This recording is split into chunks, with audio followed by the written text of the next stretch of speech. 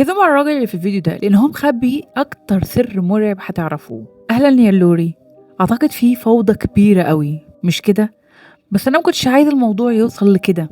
أنا مش عارف أقولك إيه. في 13 أغسطس 1999 دخل جاري سيمونز في محل في ألاباما، محل إلكترونيات، وقعد يصور نفسه وقعد يصور الفيديو ده حوالين الموظفين والزباين، ولكن مفيش أي حد فيهم يعرف إنه قاتل هربان. أنا عمري ما بفكر في عواقب الحاجة اللي أنا بعملها غير لما تخلص، بس ده اللي بيحصل لما بتتخطى الحدود. أعتقد إنه جه الوقت عشان أدفع الثمن.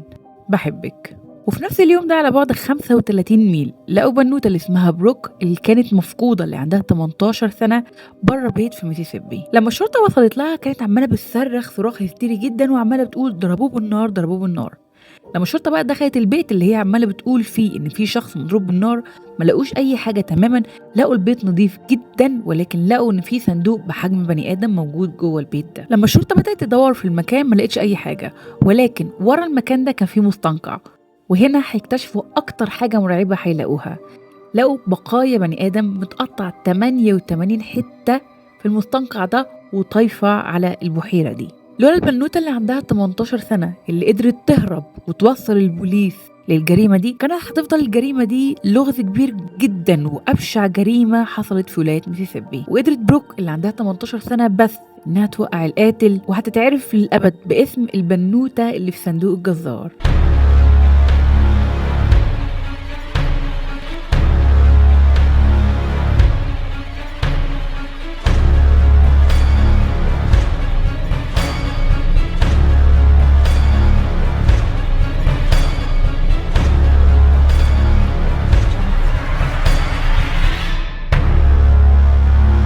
صباح الخير أو مساء الخير في أي وقت ومكان بتتفرجوا فيه عليا. أنا اسمي كريبي ندى، بقدم محتوى جرائم محلولة ومش محلولة، وعايزة أقول لكم إنه أنا قررت إن إحنا نتبرع بكل الحاجات اللي هتجيلنا من على اليوتيوب لأهلنا.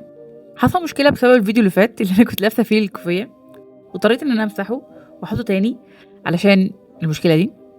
دلوقتي مفتوح تحقيق بسبب على القناة، فأتمنى إنه تبقوا معايا وتدعموني. واللي ما يعرفنيش أول مرة، أنا بقدم جرائم محلولة ومش محلولة، ويا رب تعجبكم. يلا نخش في قضية النهاردة. السنة بدأت 1999 في ولاية هيوستن تكساس. كان في ولد عنده 21 سنة اسمه جيفري وولف، واللي كان عايش حياة سعيدة جدا مع باباه اللي اسمه باسكال. كان شاب كويس جدا وكله بيحبه، كان بيحب الموتوسيكلات، بيحب الكورة، بيحب العربيات، يعني يعتبر الشاب الأمريكي الأصيل. يوم 11 أغسطس رجع جيفري على بيته مع مفاجأة لباباه.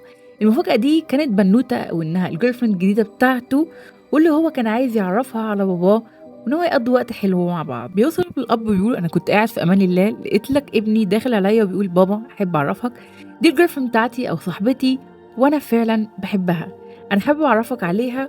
وهو الاب بيقول انا حسيت فعلا ان هو بينهم قصه حب عنيفه، ميرفت وعلاء بقى كده بينهم بعض، وان هما فعلا يعني هو ارتاح لها البنت دي اللي هي اسمها بروك، بالرغم ان هم يعرفوا من بعض من كام اسبوع بس، الا انه باين عليهم ان هم يعني حبيبه كده، عارفين الهاني مون فيز كده، اللي هم بيحبوا بعض بيعطفوا بيلطفوا. وبيقول ان هم كانوا في اجازه ومقررين انه تاني يوم هو وهي هيسوقوا لولايه ميسيسيبي. بيحكي الاب ان يوم 12 اغسطس صحي جيفري وصحى باباه وقال له انا رايح اصحي بروك واخدها معايا عشان نطلع على الطريق. وبيقول الاب ان دي كان اخر مره يشوف او يكلم ابنه. يوم 13 اغسطس اسم الشرطه جات له مكالمه مرعبه جدا ومؤلمه جدا، بيقولوا ان في شابه عماله تصوت وراحت على باب بيت من الجيران وكانت معاها سكين الجزار وعماله تقول الحقوني انقذوني. لما وصلت الشرطه للمكان لقوا ان بروك قاعده بره باب البيت وكانت في حاله هستيريه وصعبه جدا وعماله بتعيط جامد. حاولوا ان هم يسالوها اسئله ياخدوا منها اي معلومات، ولكن هي كانت في حالة لا يرثى لها. كل اللي عمالة تقوله ضربوه بالنار ضربوه بالنار. في اللحظة دي البوليس بيقول لها مين اللي اتضرب بالنار؟ عمالة بتشاور على البيت اللي الناحية التانية. طبعا الشرطة راحت بسرعة وعمالة بتدور في البيت، مفيش أثر مقاومة، مفيش أثر أي حد موجود، البيت مش متوسخ، مفيش دم ولا أي حاجة، ولكن لقوا إن في صندوق يعني بحجم البني آدم. في الوقت ده أخدوا بروك على قسم الشرطة علشان يحققوا معاها ويشوفوا إيه اللي حصل لها بالظبط وإيه هي الحالة الهستيرية اللي هي فيها. طبعا راحوا على البيت وبيشوفوا ايه اللي حصل، مين اللي اتضرب بالنار، مين الراجل اللي عماله تقول عليه بروك ده ان هو مضروب بالنار مضروب بالنار. بعد ما لقوا ان البيت نظيف لاحظوا حاجه، ان البيت ده على حافه مستنقع، فهم بيقولوا طب احنا ممكن لو رحنا عند المستنقع ده نشوف حاجه. وهم لما راحوا لقوا انه على حافه المستنقع في مركب، كان في على المركب ده نقطه دم. قالوا ممكن القاتل او المشتبه بيه وهم عارفين صاحب البيت ده مين، اسمه جاري. قالوا هل المشتبه فيه إن هو جاري ده رمى الجثة في النهر؟ بيبص كده واحد من ضباط الشرطة لقى إن في سطور طويل ومليان دم. دلوقتي الشرطة عارفة إن الراجل المسؤول عن البيت ده أو البيت ده بتاعه اسمه جاري سيمونز، ولكن جاري ما كانش موجود. ولكن في ايديهم دلوقتي حد او شابه واحده هي اللي تقدر تقول لهم ايه اللي حصل فيها، ليه كان في صندوق كبير على هيئه بني ادم، ايه اللي حصل لها جوه البيت، مين اللي ضرب بالنار، وعايزين يشوفوا ايه اللي حصل بالتفصيل منها. القصه كلها بتبدا يا جماعه يوم 12 اغسطس 1999. بروك ساعتها كان عندها 18 سنه. بتقول ان هي وجيفري كانوا لسه في اول علاقتهم، وهما بيعدوا بالهانيمون فيز اللي هو كل حاجه كويسه ما بينهم، تعطيف وتلطيف يعني، بيحبوا بعض. المفروض ان هم عارفين ان هو لسه بيحبوا جديد، وقرروا ان هم يروحوا رحله شغل او رحله عمل، ان هم يروحوا يحصلوا فلوس من واحد.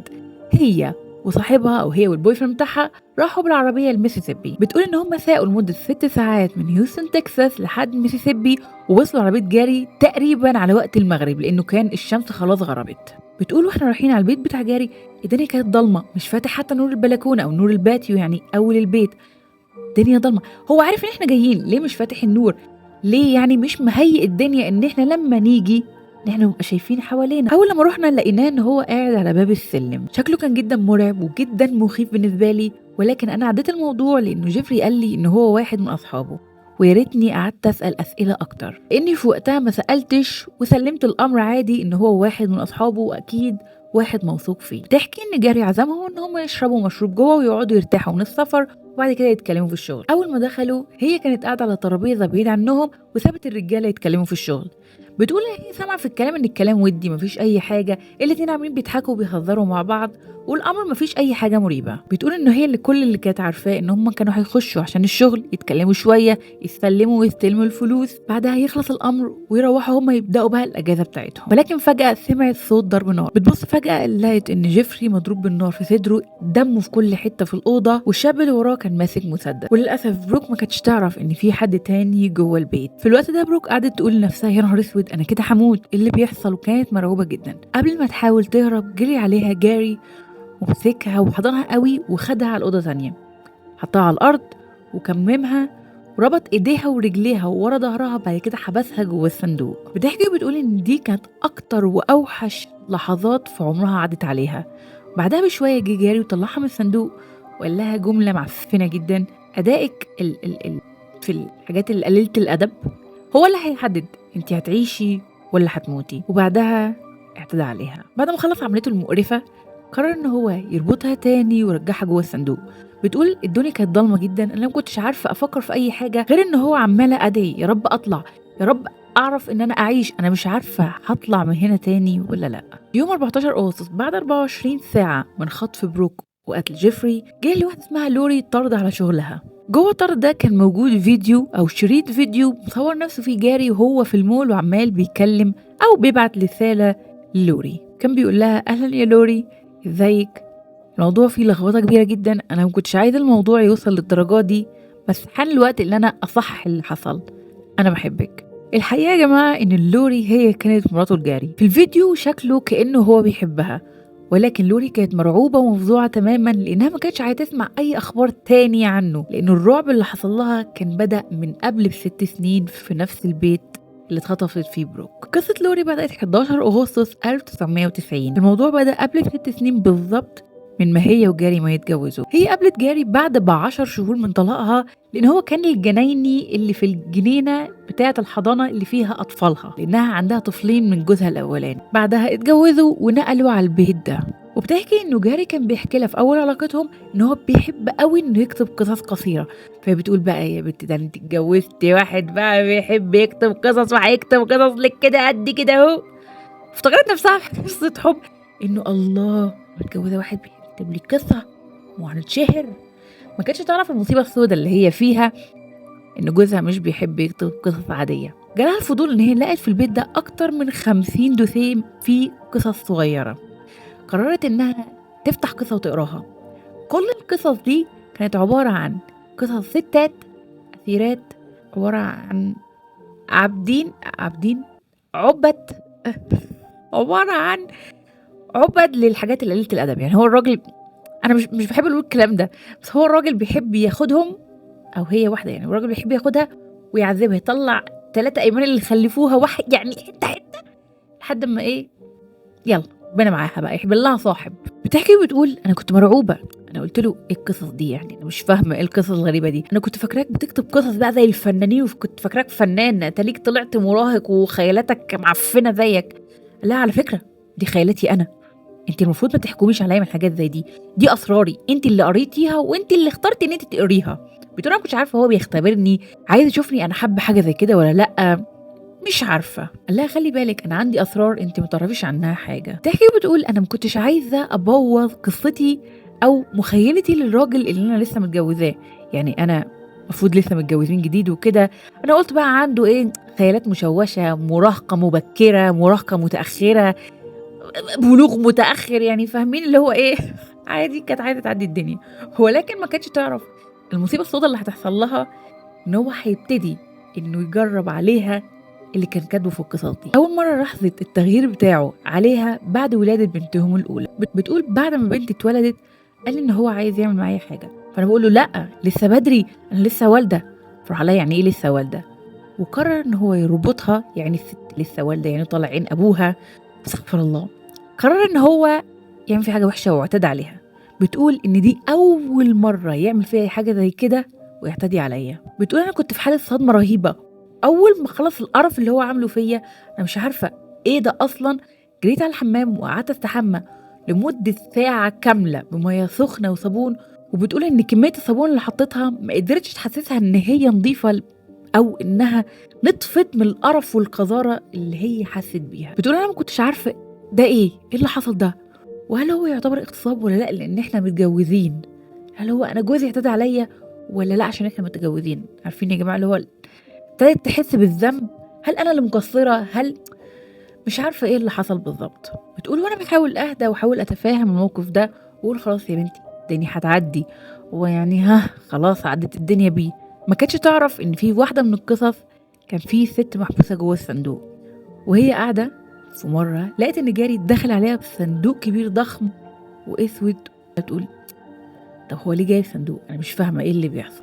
في اللحظه دي قررت انها تواجه جاري، وقررت انها تتكلم معاه، تحاول تقول له يا ابني اعقل، يا ابني ايه اللي انت بتعمله ده، يا ابني احنا دلوقتي عندنا اطفال، انا عندي طفلين وعندي طفله منك بيبي، اعقل بقى، مش الموضوع مش كده يعني، ما تهطلش في الموضوع. اكتشفت ان هو ما زعقش، ما تعصبش، ما عملش اي حاجه، وكان متمالك نفسه. واول لما راح لها خنقها من رقبتها جامد جدا لحد ما اغمى عليها. اول ما صحيت لقيت نفسها مربوطه على السرير بتاعها بايديها ورجليها، وجاري واقف جنبها. بتقول ان هي قعدت تقول له ارجوك سيبني، ارجوك بنتنا بتعيط، ارجوك يعني ما ينفعش تعمل كده. قال لها على فكره ده مش عشاني، الموضوع ده مش عني، احنا لازم نجرب الموضوع ده اللي هو يخرب بيت امك، ايه التخلف ده.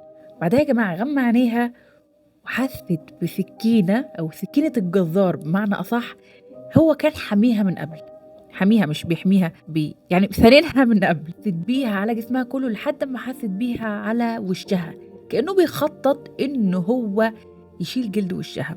بتقول لحسن الحظ إن أنا قريت في القصة أو في الكتاب اللي هو عامل فيه البنت جوه الصندوق، إن هي البنت لو عملت أي حاجة أو اتكلمت أو اتحركت كان هيقتلها.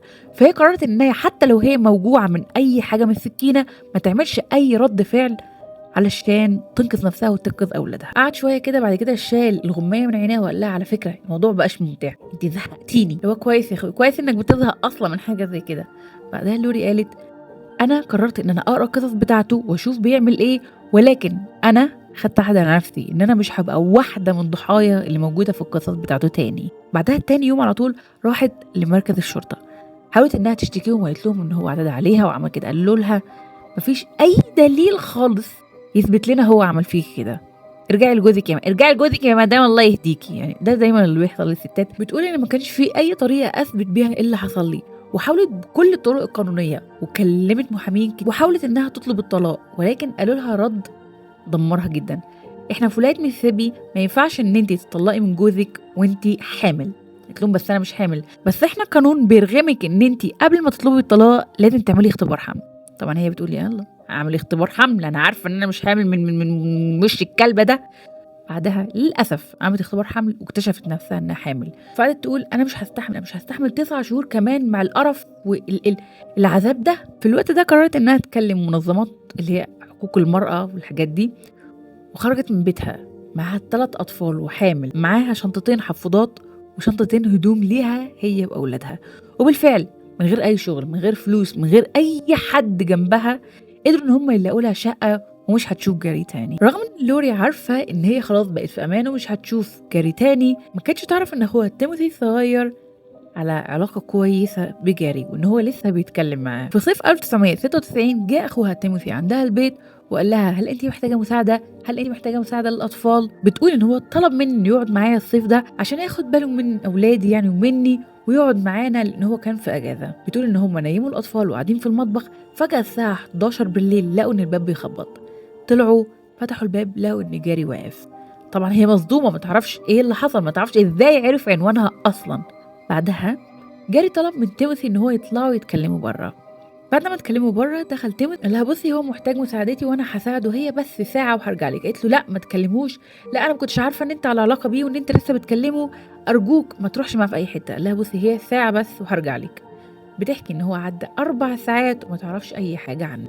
على الساعه 3:30 الفجر قررت انها من كتر قلقها تقعد ترن على البيت بتاع جاري علشان تشوف هو فين اخوها او هما بيعملوا ايه.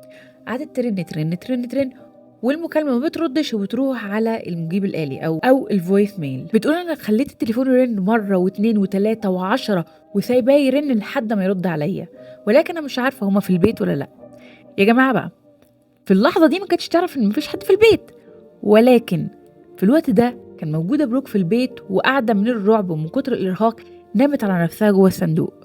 فجأة صحيت على الصوت بتاع التليفون وهو بيرن، وهي عمالة بتسمع كتر الرنات ومفيش أي حد بيرد. بتقول أنا اتأكدت دلوقتي إن مفيش أي حد في البيت، دي اللحظة اللي لازم أنقذ نفسي فيها، لأني لو ما استغلتش الفرصة دي في دلوقتي احتمال إن أطلع تاني ضعيف جدا. طبعا هي متربطة جوه الصندوق، فحاولت بكل قوة فيها إنها تلوي نفسها بحيث إنها تقعد تحرر نفسها من الحبل. بالفعل قدرت إنها تفك نفسها من الحبل شوية، بعدها حاولت تقف على ركبتها بكل قوة وكل ذرة قوة فيها زقت نفسها لفوق لحد ما كسرت الباب. طبعا كل ده وكان التليفون عمال يرن. أول ما طلعت بالراحة لقيت إن البيت نظيف جدا، مفيش آثار دم مفيش أي حاجة، وقررت إنها تطلع. لما قررت تهرب أخدت سكينة الجزار من على الكيتشن كاونتر أو من على المطبخ وقررت إنها تهرب بسرعة. بتقول أنا خدت السكينة عشان أنا لو شفتهم وأنا طالعة أنا كنت هذبحهم، خلاص انا مش هموت في اليوم ده، انا كنت هدافع عن نفسي باخر ذره فيا. بتقول انها عماله بتدور على اقرب بيت، اكتشفت ان اقرب بيت كان الناحيه التانية من الشارع، وهي بتجري اكتشفت ان العربيه بتاعت جاري رجعت وان هو دخل البيت. بتقول انها استخبيت ورا شجره موجوده عند بيت الجيران ده وعمال بشوف هو خلاص شافني، هو شافني وانا بجري. قعدت في هدوء تام تشوف هو هيعمل ايه، لان هو خلاص هو شافني، هو هيخش البيت يجيب اي حاجه يموتني بيها وهيجيبني من عند الجنينه بتاعت الجيران. ولكن اكتشفت ان هو لما دخل البيت لقاها مش موجوده، طلع جري دخل العربيه بتاعته وهرب. بتقول اخيرا خلاص انا بقيت حره، جاري ما شافنيش لما هربت ودلوقتي انا حره. فقررت انها تخبط على الجيران بسرعه وتطلب المساعده بتاعتهم وتخليهم يتصلوا بالشرطه. بتحكي بتقول ان هم اخدوها بعدها على قسم الشرطه بعد ما جم واكتشفوا اللي موجود في البيت. وهنا اكتشفت ايه اللي حصل لجيفري، اكتشفت ان هو متقطع 88 والحتت دي موجودة في المستنقع وإن هما بيحاولوا يجمعوه. بيحكي الأب إزاي وصل له الخبر ده. بيقول إن هو كان قاعد على السرير في الأوضة بتاعته، فجأة لقى أخوه جاي وعمال بيطبطب عليه، بيقول له على فكرة هم لقوا جيفري مقتول، وقال له على فكرة مش هيخلوك تشوف جيفري. قال له مفيش أي حد يقدر يمنعني إن أنا أشوف ابني، إزاي يعني مش هيخلوني أشوفه؟ قال له بص مش هيخلوك تشوفه لأنهم ما لقوهوش كله كامل، ابنك كان متقطع 88 حتة. يقول الأب إن هو كان مصدوم جدا من كتر الصدمة ووقع على السرير وقعد يعيط. ما كانش متخيل إن في حد هيعمل كده في ابنه، وما كانش متخيل إن هو هيدفن. يوم 13 أغسطس ساعتها لوري كانت قاعدة في البيت وجاري هربان. جه أخوها تيموثي في البيت وحست إن هو مش موجود، فاصل تماما، في حاجة حصلت. قعدت مرعوبة بتقول هو جاري عمل إيه تاني في عيلتي؟ هو جاري خلاص مش هيسيبني في حالي؟ لا بصي أنا كان لازم أعمل كده، قعد يهددني بيكي انتي والبنات وإن هم هيقتلكوا لو أنا ما ساعدتوش، أنا اضطريت إن أنا أعمل كده عشان أنا أحميكم. وكانت آخر مرة تشوف أخوها وهو مقبوض عليه قدام باب بيتها. تيموثي يا جماعة هو اللي ضربه بالنار وهو اللي قتله، وبعدها جيفري هو اللي كمل عليه. لما عرف أبو جيفري اللي حصل وإنه تيموثي هو اللي عمل فيها كده، بيقول أنا مكنتش متخيل إن هو عمل كده. تيموثي كان صاحبه، تيموثي كان قاعد عندنا في البيت، قاعد عندنا لمدة 3 أو 4 أسابيع، بأكله بشربه بغسل هدومه. أنا مكنتش متخيل إن هو يعمل كده ويخوني ويخون عشرته مع ابني. ردلي الجميل بإن هو ضرب ابني 7 طلقات في ظهره و2 في صدره. انا ما كنتش عايز الجميل بالاسلوب ده. طبعا الموضوع كله انتشر في الشرطه وانتشرت الاذاعه، وهنا طلعوا الموضوع انه جيفري اتقتل في البيت ده من اسبوعين، وانه تيموثي بس ضربه بالنار، وانه جاري كمل عليه، وكمان جاري اعتدى على بروك اللي هي حبيبه جيفري وحطها وحبسها جوه الصندوق. لما اتقبض على التيم في الوقت ده اخته ما كانتش تعرف كل التفاصيل دي، فلما فتحت التلفزيون اكتشفت ان اللي حصل ده كان في يوم عيد جوازها هي وجاري، وما كانتش تعرف هو دلوقتي هربان، هل هو هيدور عليها ولا ايه هي خطته. قررت انها تعدي الدنيا بهدوء، وتاني يوم الصبح جالها طرد او ميل على الشغل بتاعها، وكان في شريط فيديو. الشريط الفيديو ده كان مصوره جاري ليها، وكان فيه كالآتي: اهلا يا لوري، موضوع حصل فيه مشكلة كبيرة قوي، ده كان في يوم عيد جوازنا، انا ما كنتش متخيل ان انا هعمل فيه كده، المشكله ان انا كنت اخدت فلوس وخلاص، انا ما كانش معايا فلوس بتاعه جيفري ان انا اردها له، فاضطريت ان انا اعمل فيه كده عشان اخلص منه. انا عارف مفيش اعذار، مفيش اي عذر لاي حاجه انا عملتها، ومفيش اي عذر لاي حاجه انا عملتك بيها. انا مش بفكر بعواقب اي حاجه انا بعملها غير بعد ما اخلصها، وده اللي بيحصل لما تتخطى الحدود. اعتقد جه الوقت ان انا ادفع الثمن. انا اسف، انا بحبك. في نفس اليوم ده يا جماعه جاري قرر ان هو يسلم نفسه للشرطه، ولما قبضوا عليه كان على بعد كام شارع بس من بيت لوري. طبعا الصحافه كلها قعدت تتكلم ان دي اكبر وابشع جريمه حصلت في الولايه دي، انه في شاب اتضرب بالنار واتذبح وبعدها اتقطع اكتر من 88 حته، جثته كلها اتنشرت في المستنقع اللي موجود ورا بيت جاري. 11 اكتوبر 1999 رسميا وجهوا التهم لجاري وتيموثي، لهم تهمة القتل العمد لجيفري، بس الموضوع يا جماعة هياخد سنة علشان يطمنوا ان هم هيعفنوا في السجن. ولكن كانت الشهادة الوحيدة هي كانت مرعوبة جدا بالرغم انه جاري موجود في السجن. بتقول ان هي كانت الشهادة الوحيدة، علشان كده قرروا ان هم يطلعوا حد من السجن عشان يحاول يقتلها علشان ما تقولش اي حاجة في المحاكمة دي. ومن ساعتها وهي حاسة انها مرعوبة، مش قادرة تعيش حياتها تماما. 25 أغسطس 1997 بعد سنة من الموضوع ده كله، بروك كانت موجودة في المحاكمة وشها الوش لجاري. بتقول أنا كنت واقفة ومرعوبة جدا، لأن أنا آخر مرة شفته فيها وهو بيحطني جوه الصندوق، أنا الوحيدة اللي عارفة هو قادر على إيه وممكن يعمل. بتحكي وبتقول إن هي في المحاكمة عمالة تترعش جدا وخايفة تماما، جسمها بيترعش، بقها بيترعش، بتتكلم برعشة قوية جدا. بتقول أنا كنت خايفة إن لو قلت أي حاجة غلط هو هيفلت من العقاب، ولكن لما لقيت إنه أهل جيفرين وعمالين وموجودين في المحاكمة، قالت أنا كان لازم أبقى قوية وإن أنا أتكلم بكل قوة علشان ما أخليش إن موته يروح فاضي. 28 أغسطس بعد 3 أيام بالظبط من المحاكمة، طلع القرار إن هما الاتنين فعلا مذنبين. جاري ودين اللي هو قتل جيفري، وهو كمان اعتدى على بروك وحاول انه يحبسها، وتيموثي كان مدين اللي هو ضرب عليه 9 طلقات. الحكم على تيموثي كان الحكم مدى الحياة مع عدم قابلية ان هو يطلع بأي حكم مخفف، وجاري اتحكم عليه بالإعدام. ولكن يا جماعة كان بالنسبة لبروك كانت مرعوبة تماما، لأنه جاري قدر ان هو يأجر حد في السجن عشان يحاول يقتلها وهو جوه السجن. ايه اللي يمنعه دلوقتي ان هو يعمل كده تاني؟ بتقول ان هي كانت بتحاول تغير شكلها سنه بعد سنه او سنه ورا سنه عشان ما حدش يعرفها. هي كانت بتهرب كمان من لوري مراته ومن اولاده، لان هي السبب في ان ابوهم يخش السجن، وكانت مرعوبه منهم. انا مرعوبه من عيله جاري، انتوا عارفين ان هم كانوا حبيبه من ايام المدرسه. تخيلوا انا اللي دمرت جوازهم بسبب ان انا طلعت عايشه. تخيلوا انا ضيعت كام سنه من عمري في الخوف ده. ولكن في سنه 2023 الموضوع ده اتغير. عدت 27 سنة على هروبها، ودلوقتي اتجوزت وكونت عيلة. اتعمل معاها انترفيو مكان يعني بيعمل دوكيومنتريز على انفستيجيشن ديسكفري، واكتشفت ان لوري مراته لجاري عايزة تقابلها هي والأولاد. انا هربت منها وانا عندي 18 سنة، دلوقتي انا عندي 45 سنة، كفاية بقى، كفاية يخوفوني. ولكن انا قررت ان انا خلاص مش هبطل ان انا اخاف، هقعد قدامها عيني في عينيها وعايزة اسمع هي هتقول لي. طبعا في ساعتها لوري ما كانتش عايزة تخوفها، كانت عايزة تقول لها انت البطلة بتاعتي، أنتِ بسببِك أنا دلوقتي عندي 4 أولاد وعارفة أصرف عليهم وعارفة أعيش من غير أي خوف من أبويا. بتقول لها: أنا مدينة ليكِ بكل الفضل من ساعة ما هربتِ، لإن أنا وأولادي فعلًا عايشين مبسوطين، لإن أنتِ فقط قدرتِ إن أنتِ تهربي. بتحكي بروجو بتقول: أنا كنت فاكرة إن الموضوع عادي، يعني إن أنا خلاص هربت من قاتل، أنا كنت فاكرة إنه يعني الموضوع مش كبير للدرجة دي، ولكن لمّا شُفت أثره على ناس كتير قررت إن أنا أبقى فخورة باللي أنا عملته. عندها حق يا جماعة، مش معنى إن أنت حصل لك حاجة وحشة إن أنت حاولت إن أنت تتعافى منها إن الحاجة دي تتكسف منها.